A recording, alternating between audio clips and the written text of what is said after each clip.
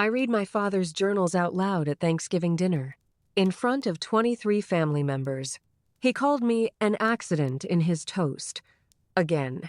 So I showed everyone what he really wrote 30 years ago. My name is Maria Robinson. I'm 30 years old.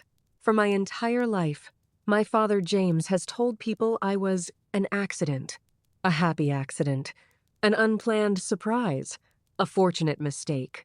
He says it at parties, at family gatherings, at my college graduation, at my job promotion dinner. Always with a smile, always like it's charming. It's not charming, it's humiliating. But 6 months ago, I found his journals in my parents' attic. Journals from 1991 through 1995. And I learned the truth. I wasn't an accident. I was desperately wanted. My father tried for 5 years to have a baby, documented every negative pregnancy test, prayed every single night, for 5 years.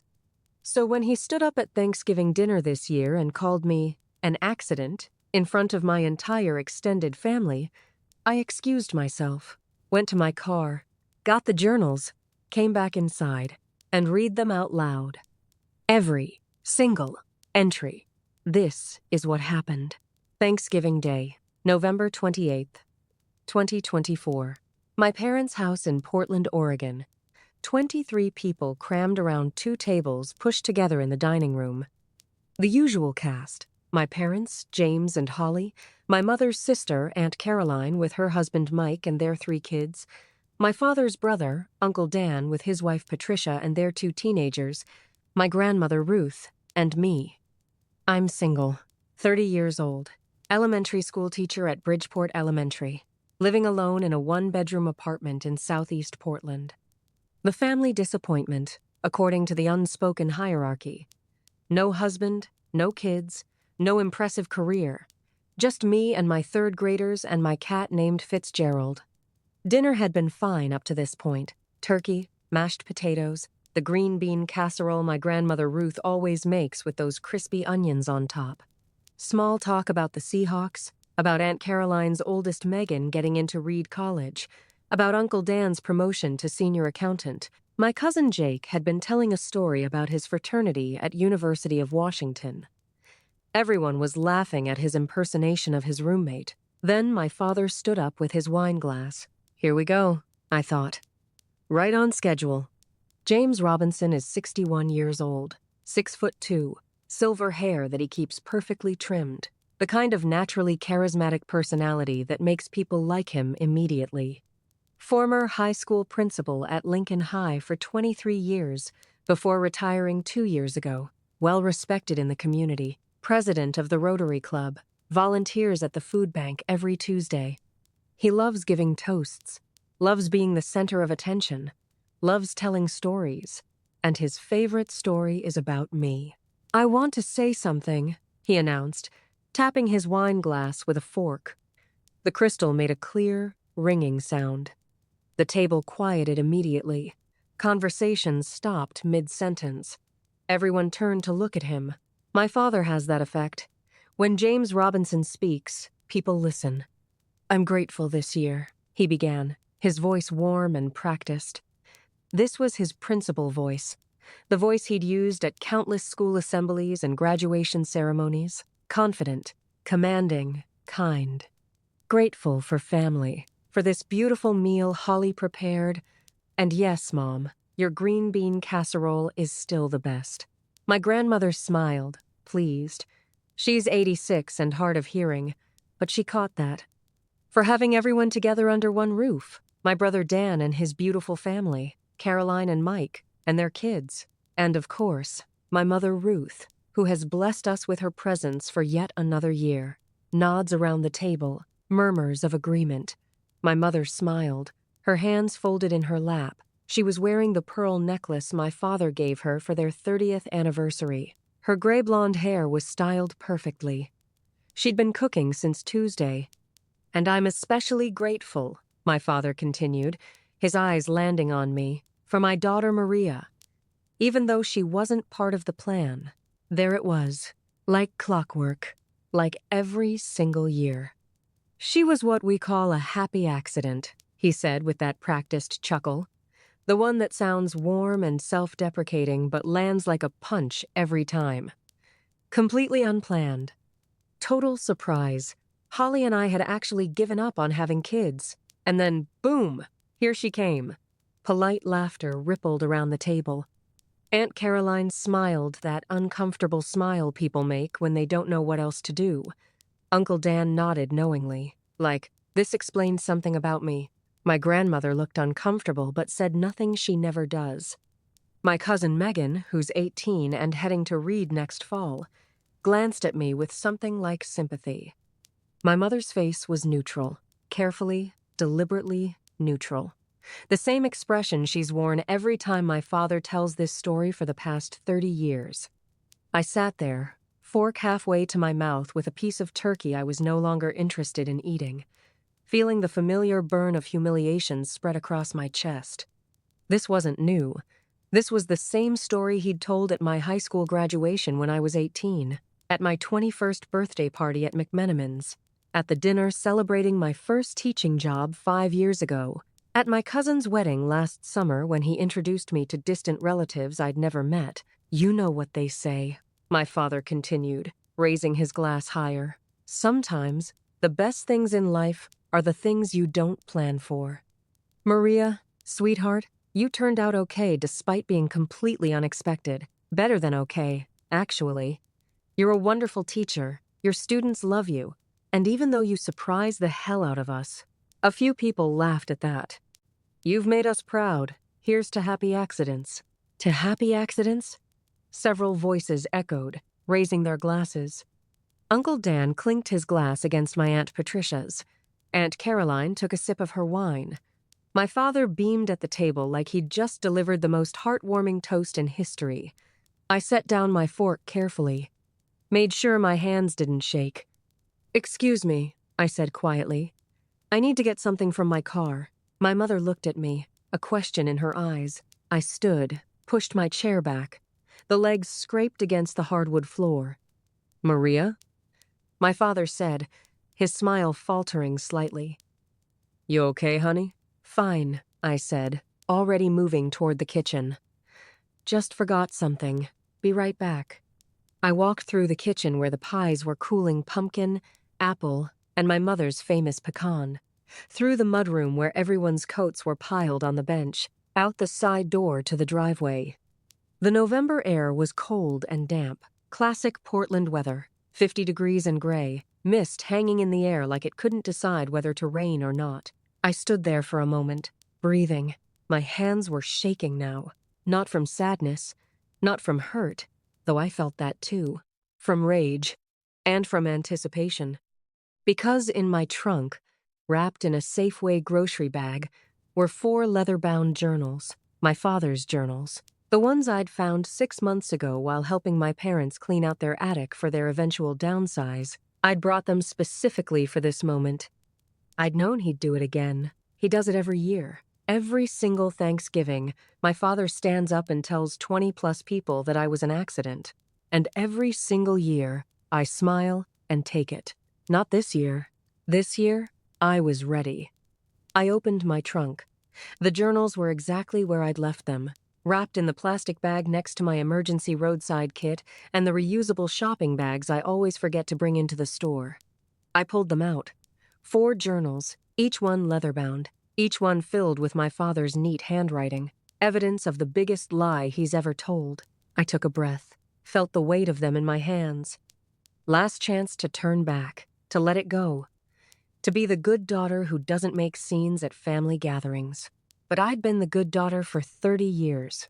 30 years of being called an accident, 30 years of being the punchline of his favorite charming story.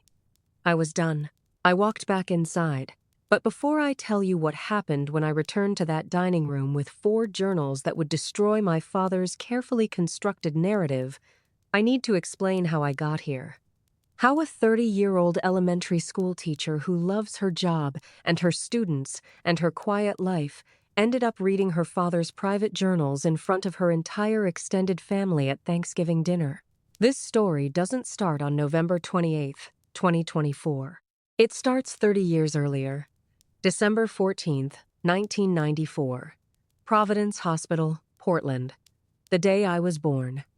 According to family lore, the story I've heard my entire life, my mother gave birth to me at 7:42 a.m., 7 pounds, 3 ounces, 20 inches long.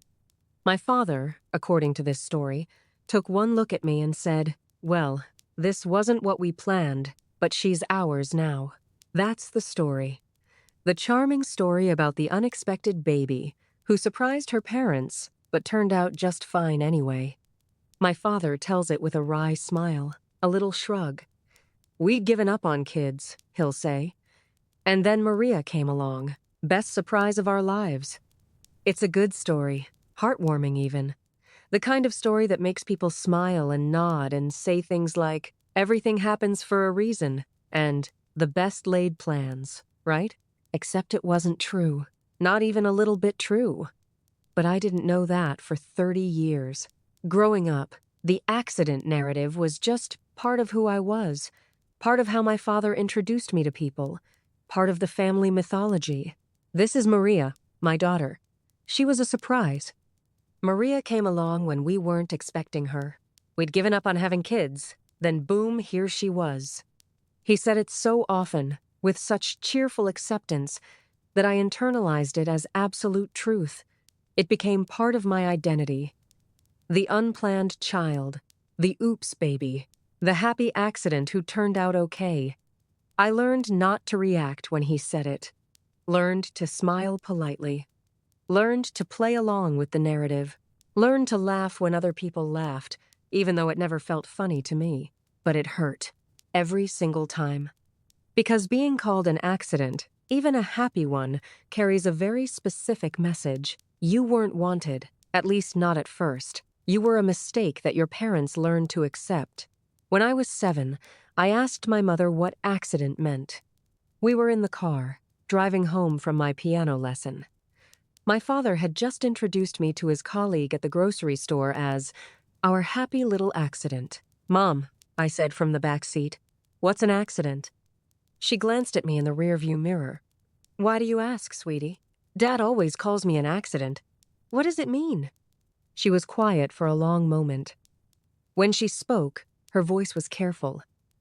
"It means something that happens that you weren't planning for. But sometimes accidents turn out to be good things. So you weren't planning to have me?" "Well, no, honey. But we're very glad we did. I was 7. I didn't have the vocabulary to articulate what I felt, but I remember sitting in the back seat of our Honda Accord, looking out the window at the rain, and feeling less than. Like I was something that happened to my parents rather than something they chose. That feeling never really went away. When I was 12, my father told the accident story at my middle school graduation, in front of my teachers, my principal, all my classmates, and their parents. "Maria wasn't planned," he said, with that charming smile. "But she's turned out to be smarter than Holly and I combined. We got lucky with our little surprise." I saw my English teacher, Mrs. Patterson's expression, a mix of surprise and discomfort. She looked at me like she was seeing me differently, like I was something that needed to be explained. I wanted to disappear. When I was 16, I asked my father to stop calling me an accident. We were in his study. He was grading papers, he was a high school principal, but still liked to help the English department during finals week. I was doing homework at his desk. "Dad," I said carefully, "can I ask you something?" "Of course, sweetheart. Could you maybe not call me an accident anymore when you introduce me to people?" He looked up from the paper he was reading. "What?" "The thing you say about me being a surprise, an accident. Could you not say that?" "Why not? It's true." "I know, but it makes me feel bad. Like you didn't want me." He laughed. Actually, laughed. "Maria, honey, that's not what it means at all. It means you were a wonderful surprise. The best kind of accident. But calling someone an accident sounds like they were a mistake. You weren't a mistake. You were just unplanned. There's a difference. It doesn't feel different." He put down the paper he was holding, looked at me seriously. "Maria, You're being too sensitive. It's a charming story. People like it. It shows that good things can happen even when you're not planning them. But it's my story. About me. And I don't like it. Well, he said, picking up the paper again, it's also my story about becoming a father. And I'll tell it how I want to tell it. That was the end of the conversation. I didn't bring it up again. The worst incident was my college graduation. University of Oregon, June 2016. I'd just earned my degree in elementary education, magna cum laude. I'd worked incredibly hard for 4 years, maintained a 3.8 GPA while working part-time at the campus bookstore, did student teaching at a Title I school, earned a recommendation for the teaching program at Bridgeport Elementary. I was proud of myself. My parents, my grandmother, Aunt Caroline, and Uncle Dan all came to the ceremony in Eugene, drove down from Portland to watch me walk across the stage and receive my diploma. Afterward, we went to dinner at a nice Italian restaurant near campus called Beppe and Gianni's. My father ordered a bottle of Chianti to celebrate. We were halfway through our meals. I'd ordered the butternut squash ravioli when our server, a young woman, probably a year or two older than me, came by to refill our water glasses. "Congratulations on graduating," she said to me with a friendly smile. "What are you studying?"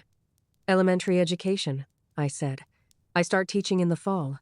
"That's wonderful. And you all must be so proud," she said, looking at my parents. "Oh, we are," my father said, that familiar warmth in his voice.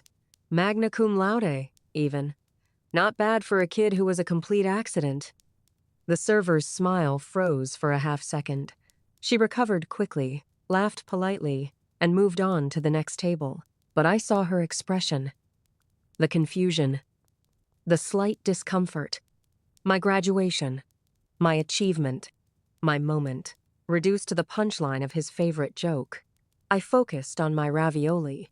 Didn't say anything. Smiled when my grandmother toasted my success. Thanked everyone for coming. Went back to my apartment that night and cried.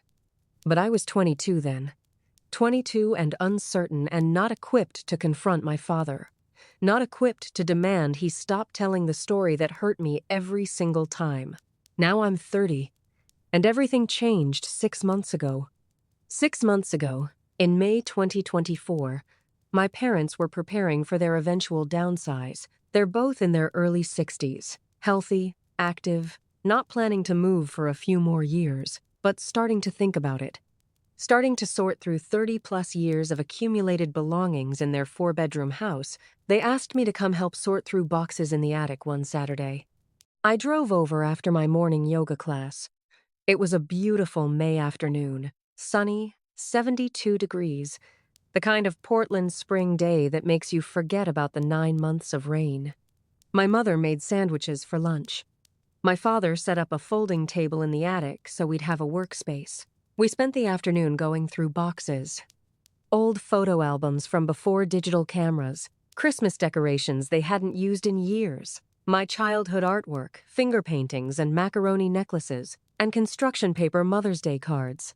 My father's collection of books from his years as principal, textbooks and education theory, and student handbooks from every year he served. I was opening a box labeled J Personal when I found them. 4 leather-bound journals. Dark brown, well-worn, the kind you buy at Powell's Books in the special stationery section. I opened the first one, curious.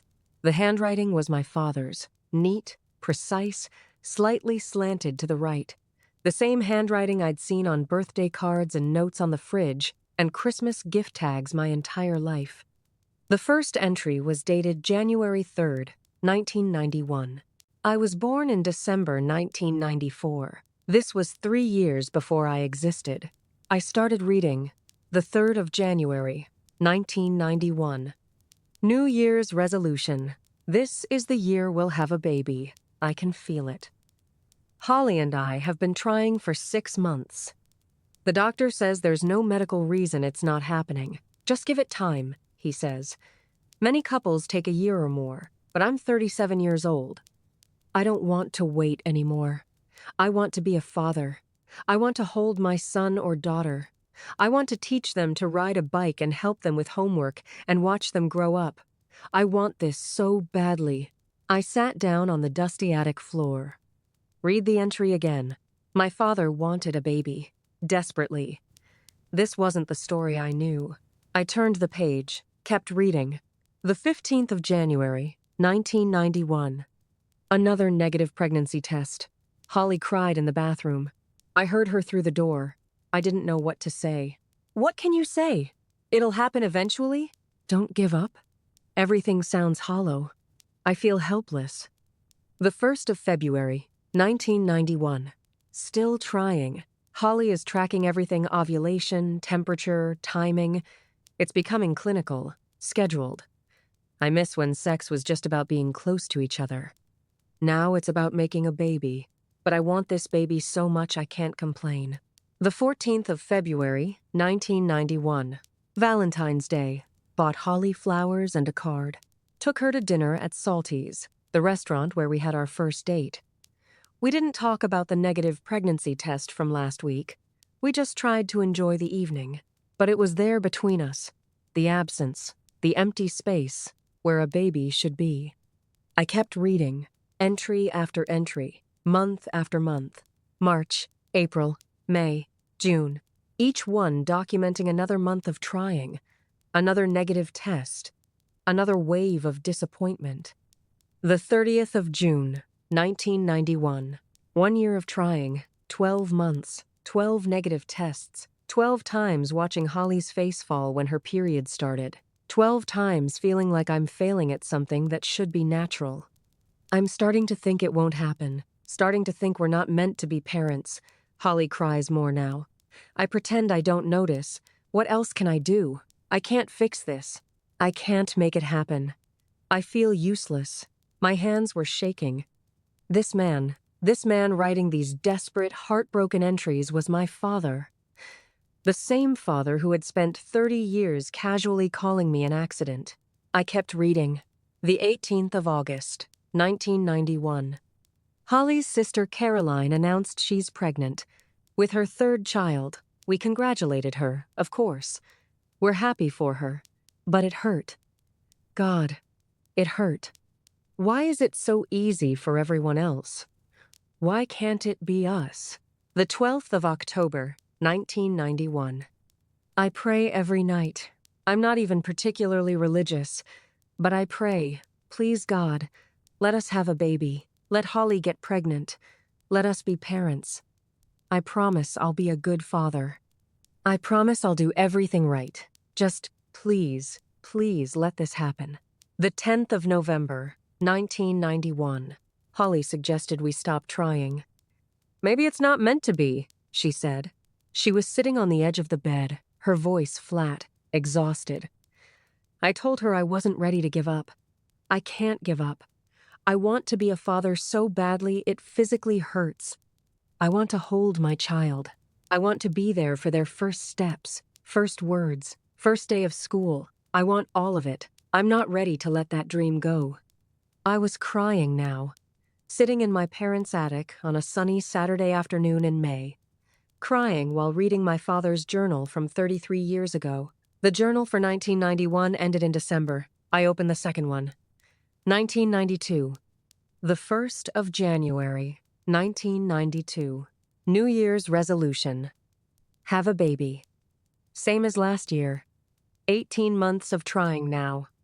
I'm not giving up. I won't give up. More months of trying. More negative tests. More pain. The 23rd of March, 1992. Holly is tracking everything obsessively now. Ovulation kits, basal temperature, cervical position. She's read every book, every article. We're doing everything right, according to all the experts, but it's still not happening. Why isn't it happening? The 30th of May, 1992. My brother Dan called. His wife is pregnant with their second child. I'm happy for him. I am. But when I hung up the phone, I went into the garage and punched the wall. Put a hole in the drywall. Holly heard and came running. I told her it was an accident, that I'd been moving boxes. I didn't want her to know how angry I am, how frustrated, how scared that this will never happen for us. The 15th of August, 1992. Holly made an appointment with a fertility specialist. We go next week. I'm terrified they'll tell us it's impossible, that something is fundamentally wrong with one or both of us, that we'll never have biological children. But I'm also relieved we're doing something, anything. This passive waiting and hoping is killing us both. The 23rd of September 1992. Fertility doctor says we're both fine. Unexplained infertility, he called it, which means there's no medical reason it's not happening, but it's also not happening. Everything works, in theory, but in practice, nothing is working. He suggested fertility treatments, medications to help Holly's eggs mature, intrauterine insemination. We're going to try. It's expensive and invasive, and there are no guarantees, but we're going to try. I was sobbing now, full, ugly crying in the middle of my parents' attic. My father had wanted me so desperately, had endured this kind of pain and frustration and fear for years, and then spent my entire life telling people I was an accident. I opened the third journal, 1993. The 1st of January, 1993. New Year's resolution. Have a baby. 2 years of trying. We're starting fertility treatments this month. This has to be the year. It has to be. The 8th of February, 1993. First round of fertility treatments. Holly is taking hormones that make her emotional and nauseous. I try to help, but there's not much I can do except be supportive. She's going through hell for this. For us. For the baby we both want so desperately. The 4th of March, 1993. First round didn't work. I don't know how much more of this I can take. Watching Holly inject herself with hormones every day, watching her hope and then watching that hope shatter when her period comes. I feel like I'm torturing her. Maybe we should stop. Maybe this is too much. The 10th of March, 1993. Holly wants to keep going. I'm not giving up, she said. So we'll try again. The 22nd of April, 1993. Second round didn't work. I punched the wall again. Different wall this time. Holly patched it. We don't talk about why there are holes in our walls. The 17th of May, 1993. Third round. This has to work. It has to. The 2nd of June, 1993. It didn't work. I don't have words anymore. The 18th of July, 1993. Holly's pregnant. Finally. Finally. After 2.5 years of trying, countless negative tests, 3 rounds of fertility treatments, holes punched in walls and nights crying, and prayers that felt like they were falling into an empty void, she's pregnant. I cried when she showed me the test. We both cried. We held each other in the bathroom and cried. This is everything I've wanted. Everything we've wanted. Thank you, God. Thank you. I had to stop reading. Had to put the journal down and just breathe. My father's joy was palpable on the page. The relief. The overwhelming gratitude. But I knew what came next. I'd seen the 4th journal. I knew there were entries after July 93, which meant something had happened. I picked up the journal again with shaking hands. The 2nd of August, 1993. Miscarriage. 8 weeks. We lost the baby. We were at the doctor's office for the first ultrasound. I was so excited. I was going to see my baby for the first time, see the heartbeat. Maybe find out if it was a boy or a girl. Instead, the technician went very quiet, called in the doctor, and the doctor said there was no heartbeat. The baby had stopped developing at 6 weeks. We just didn't know. Holly's having a D&C tomorrow. I don't know how to process this. I don't have words for this level of pain. After everything we went through to get pregnant, after the joy of finally seeing that positive test, after 2 months of hope and planning and dreaming, it's just gone. Our baby is gone. Why would God let us get this close and then take it away? What kind of cruel joke is this? I was crying so hard I could barely see the page. I didn't know about this. My parents had never mentioned a miscarriage. never talked about losing a baby before me. The 15th of August, 1993. Holly won't talk to me, won't talk to anyone. She stays in bed most of the day. I don't know how to help her. I don't know how to help myself. I go to work and pretend everything is fine, and then come home and sit in the nursery we'd started to set up, the room that was going to be the baby's room. The crib we'd bought is still in the box. I can't bring myself to return it. The 3rd of September, 1993. Holly finally talked to me today. She said she wants to try again. I asked if she was sure, if it was too soon, if she needed more time. She said the only thing worse than losing the baby would be giving up entirely. So we'll try again. I'm terrified.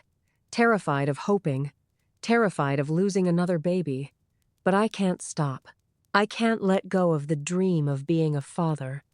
The 30th of October, 1993. We're trying again. The doctor said it's safe, said there's no reason to think the same thing will happen again. But I'm scared every single day. Scared every time Holly goes to the bathroom. Scared every time she feels a twinge or a cramp. Scared we'll lose another baby. I turn to the next marked entry. The 11th of February, 1994. Holly's pregnant again. Positive test this morning. We're not telling anyone this time. Not until she's much further along.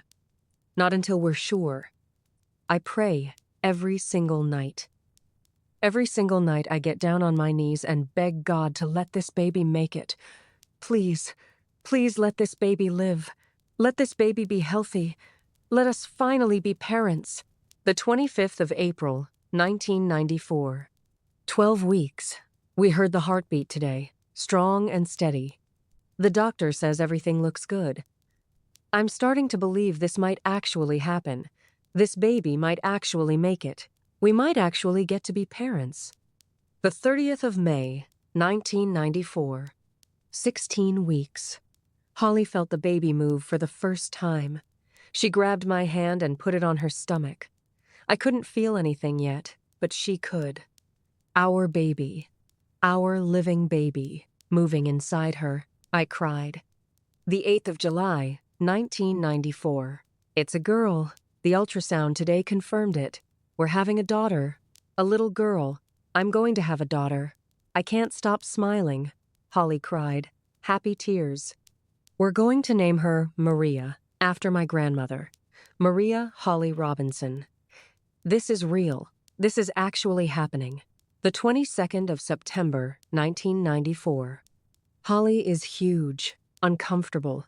The baby kicks all the time. We've set up the nursery, painted it soft yellow, put together the crib that's been sitting in a box for over a year, washed all the tiny clothes people gave us at the baby shower. Everything is ready. We're ready. I'm terrified and excited and grateful and overwhelmed. In a few weeks, I'm going to be a father. After 3 years of trying, after treatments and disappointment and a miscarriage and so much pain, I'm going to be a father. The 15th of November, 1994. 1 month until the due date, Holly is on bed rest. The doctor is being cautious because of the miscarriage. We're both okay with that, whatever keeps our baby safe. I talk to Holly's belly every night. Tell the baby about the world she's going to be born into. Tell her how much we love her already, how wanted she is, how we've been waiting for her for so long. The 14th of December, 1994. Maria Holly Robinson was born this morning at 7:42 a.m. 7 pounds, 3 ounces, 20 inches long. Perfect. Absolutely perfect. 10 fingers, 10 toes, a full head of dark hair. She has Holly's nose and my chin. She's the most beautiful thing I've ever seen. I held her, and I couldn't stop crying. The nurses probably thought something was wrong, but I couldn't explain. Couldn't tell them that I'd been waiting for this moment for 3 years. That I'd prayed for this baby every single night. That I'd survived negative tests and fertility treatments and a miscarriage and 3 years of desperate hope.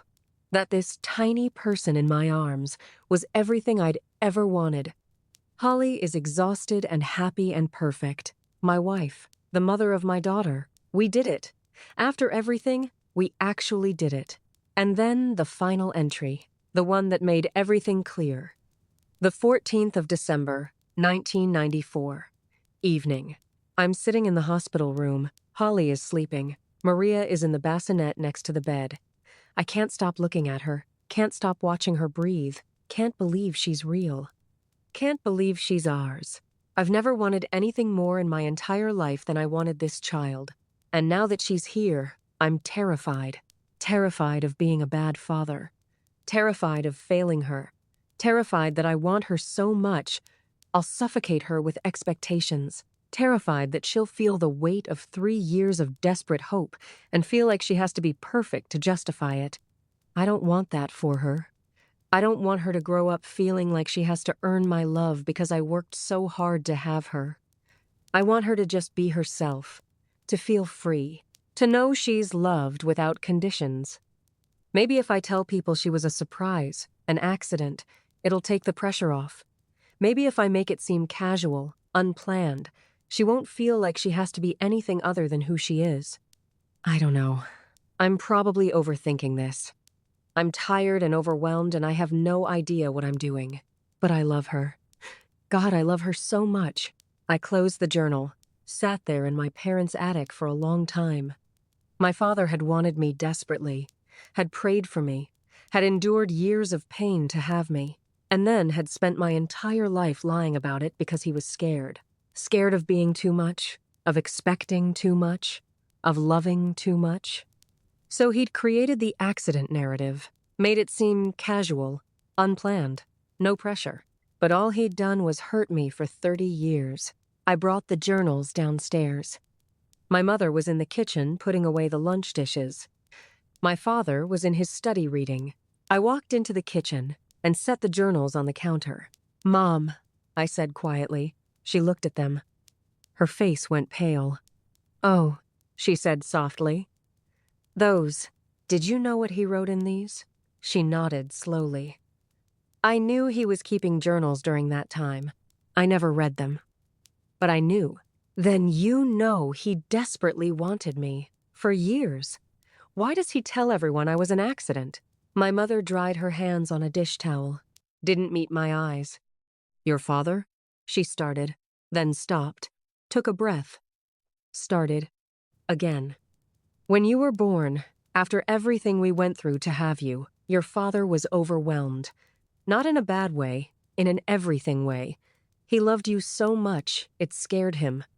He'd wanted you for so long, and suddenly you were real, and you were his responsibility, and he had no idea if he'd be good enough." I waited.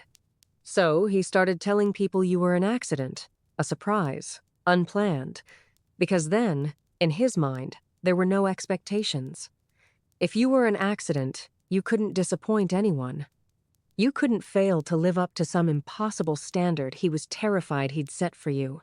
"That's the most backwards logic I've ever heard," I said. "I know. I told him that, multiple times over the years. But he wouldn't stop. And after a while, it just became the story, the family narrative. I think he's told it so many times he's started to believe it himself. It's a lie, Mom, a cruel lie. Do you have any idea how it feels to be called an accident your entire life?" Her eyes filled with tears. "I'm sorry, Maria. I should have made him stop. I should have told you the truth years ago. But I told myself he meant well. And I didn't want to cause conflict between you two, I thought. I thought it was better to keep the peace than to make him face what he was doing to you. You were wrong. I know. I know I was wrong. I'm sorry." I picked up the journals. "I'm taking these. What are you going to do?" "I don't know yet. But the next time he calls me an accident, I'm not staying quiet. I'm done being quiet." That was 6 months ago. I'd been waiting for the right moment. And Thanksgiving, with his inevitable toast in front of the entire family, was perfect. Which brings me back to November 28th, to my parents' driveway, to the 4 journals in my hands, to the decision I was about to make. I stood there for one more moment, feeling the weight of the journals. Then I walked back inside. The family was still at the table. Dessert was being served. My grandmother's pumpkin pie with whipped cream, my mother's pecan pie. Store-bought apple pie that Uncle Dan and Aunt Patricia brought. People were talking, laughing. My cousin Jake was telling another story. My father was at the head of the table, smiling, enjoying himself. I stood in the doorway between the kitchen and dining room. "Sorry to interrupt," I said. All heads turned toward me. I was holding the plastic Safeway bag, the journals clearly visible inside. My hands weren't shaking anymore. "Dad, you just gave a toast about me being an accident. A happy surprise, unplanned." My father smiled, not sensing the danger yet. "Well, you were, sweetheart. But it worked out wonderfully, didn't it?" "No," I said clearly. "I wasn't." The smile faltered. "What?" I walked to the table, set the plastic bag down next to my plate, right between the mashed potatoes and the green bean casserole. "I found something 6 months ago," I said, my voice steady and clear. "While helping you clean the attic, your journals from 1991 through 1994. My mother's face went white. My father's expression froze completely. Around the table, forks paused midair. Conversations stopped. "I read them," I continued. "All of them. Every single entry." "Maria," my father started, his voice carrying a warning tone now. "This isn't the time or place." "No, Dad, this is exactly the time and place. Because you just stood up in front of 23 people and told them I was an accident, that I was unplanned, that I surprised you." I opened the plastic bag, pulled out the first journal. "So let me share with everyone what you actually wrote." The table was dead silent now. Aunt Caroline's fork was frozen halfway to her mouth. Uncle Dan had stopped chewing. My grandmother was staring at me with wide eyes. My cousins looked confused, but riveted. I opened the first journal to a page I'd marked with a pink post-it note. And I started reading. January 3rd, 1991. New Year's resolution. This is the year we'll have a baby. I can feel it. Holly and I have been trying for 6 months. The doctor says there's no medical reason it's not happening. Just give it time, he says. But I'm 37 years old. I don't want to wait anymore. I want to be a father. I looked up, made eye contact with my father. His face had gone from red to gray. His hands were gripping the edge of the table. "Trying for 6 months?" I said. "That doesn't sound like an accident, does it, Dad?" I turned to another marked page. June 30th, 1991. 1 year of trying, 12 months, 12 negative tests. I'm starting to think it won't happen. Holly cries in the bathroom when she gets her period. I pretend I don't hear. What else can I do? I can't fix this. I can't make it happen.